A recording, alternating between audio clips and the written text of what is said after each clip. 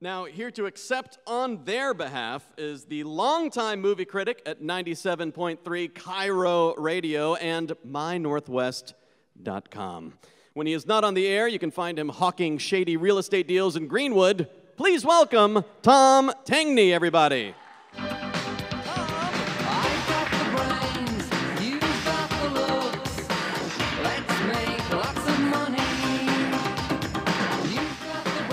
First off, I want to say that I think it's an absolute outrage that we have a tie. What a scandal. What's wrong with you people?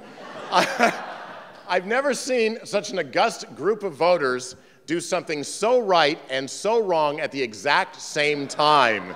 I think it's remarkable. So let's start with the good news, and that is Alec fricking Baldwin. I think that is... I've long thought that that may be the greatest supporting actor performance in the history of movies. I cannot imagine any improvement on that, either from Alec or anybody else. It is an absolutely flawless performance. It's so fluid. I remember, in my memory, I thought it was like all one single take. It's just so smooth. It's not, clearly. They edited it a lot, but it has that kind of feel, and I think that's just... It's just a fantastic, fantastic performance. I'm really happy that we're recognizing him here tonight. And a testament to how good he is in that scene and to David Mamet's brilliant writing is the fact that I would garner that that scene, with the possible exception of a few Monty Python skits, it's probably the most reenacted, recited, and repeated scene we've ever heard with guys all across America. In the newsroom where I am, I can't tell you how many times that scene crops up right in the middle of things. Guys love to repeat those lines. And even just yesterday, we were interviewing a guy, an aviation expert, to talk about all the travails that Boeing is going through, Richard Abalafia. And in the middle of this interview, he just drops this set of steak knives line. I mean, it's just so part of our cultural lingo. It really is something, I think, to credit Alec Baldwin and, again, Mamet's delivery. But getting back to Baldwin's performance, I think what he does, he delivers Mamet's line so well. And the key is how controlled he is. He could be a screaming lunatic. This could be like a drill sergeant screaming where he's yelling at these guys. He's so full of contempt, almost rage at these guys, but it's completely controlled. And that's what makes his delivery so effective. He really gets under these guys' skins. He gets up really close, right in their faces, but he never screams at them. He just is assertive, and that's what really is effective. Now, because I knew I was going to do this, I rewatched it just 2 nights ago, actually. And the one thing I forgot about how good his performance is the physical manifestation of his character. You know, first off, he's obviously got the slick back hair, and that's just an easy indication of his slick demeanor. But it's the physicality of his role that I think is so effective. For instance, the way he flashes up the steak knives, it's like it's out of frame, and all of a sudden, a steak knives, and it's very condescending when he offers that to the salesman. And then secondly, the way he pulls up his wrist to show off his Rolex that costs more than Ed Harris's car, I think it is, or I think it's his car, yeah. And then most effectively, I think it's when he silently glides his hand behind his briefcase and then comes out with a perfect swinging brass balls. I mean, it's just so nicely handled.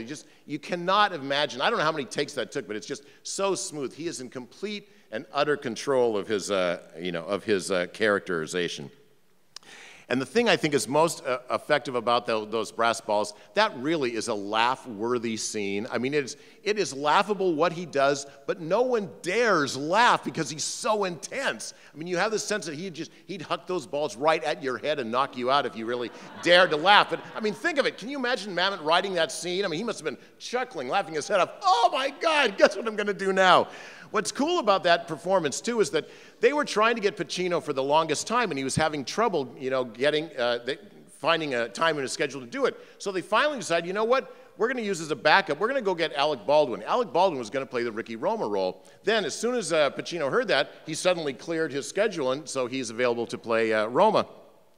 So what Mamet did, and this is really great, in the play, that character doesn't exist. He wrote it explicitly for Alec Baldwin to sort of make up for the fact that Baldwin was getting screwed out of the job that he thought he had until Pacino came by.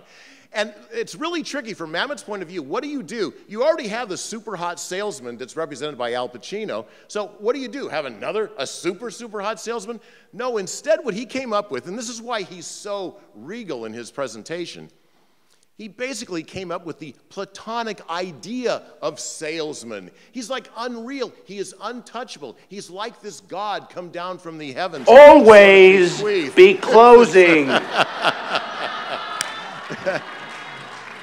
Until I see those brass balls, I'm not moving. Okay, but now let's quickly jump ahead then to the Jack Lemmon problem. Now, I know a lot of people think this is the greatest Jack Lemmon performance that he ever did. I think it's nonsense. I remember when they first listed the cast, who was going to be in the cast of Glengarry Glen Ross, they hadn't identified who was going to play what role. I said, oh, please, God, do not make Jack Lemmon Shelley Levine. Just do not do it. And why is that? Because I've seen that dramatic shtick too many times. He always plays the sad sack loser. He won an Oscar for playing that desperate businessman in Save the Tiger. He always gives these overwrought performances in China Syndrome and Missing and all of that. And I go, no, please, God, no. And sure enough, he was Shelley Levine, and he was cast exactly that way. Now, what's wrong with playing an overwrought Shelley Levine? The effective way, I think, if I was directing Glengarry Glen Ross, the key is he is a salesman who's supposed to hide his panic. He's supposed to hide the fact that he's falling apart as a man. Instead, Jack Lemmon relishes it, he wallows in it, he simpers the entire performance. It's not the way to play it. He should end up as Willy Loman. Instead, you close or you hit the bricks. Off as Willy Loman. I dare you to get me off the stage. And I think even Jack Lemmon realized that he was that this was going to be a problem. He says, I did my damnedest to not soften Shelley Levine. I think he did. To me, that was soft shell through and through. A lousy performance, especially in light of Alec Baldwin. Okay, enough said. Bye-bye.